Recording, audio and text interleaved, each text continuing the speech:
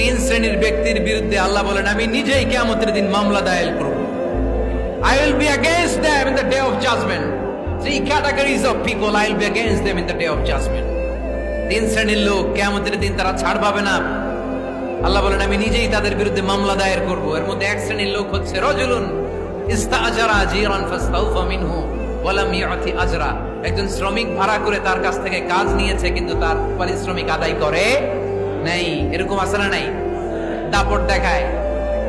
দাপট দেখায় ইউনিভার্সিটির ক্যান্টিন গুলোতে, ইউনিভার্সিটির ক্যান্টিনে যে খায় মাগার বিল দেয় না, এরকম ডাকাইত আছে না নাই?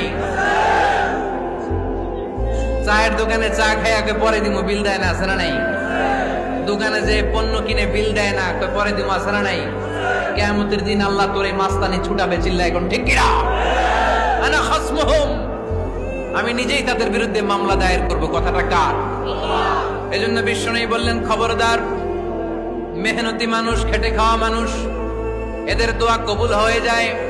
আতুল আজিরা আজরাহু ক্বাবলা আন ইয়াজিফা আরাকুহু। খবরদার, বিশ্বনবী বললেন শ্রমিকের ঘাম শুকিয়ে যাওয়ার আগে তাদের পারিশ্রমিক মিটিয়ে দাও। বিশ্বনবীর বিখ্যাত হাদিস, আতুল আজিরা আজরাহু ক্বাবলা আন ইয়াজিফা আরাকুহু। শ্রমিকের ঘাম মাটিতে লাগার আগে, শুকিয়ে যাওয়ার আগে তাদের পারিশ্রমিক মিটিয়ে দাও। কেননা তারা যদি বদদোয়া করে তোমার জীবনকে জাহান্নাম বানিয়ে দিবে কে?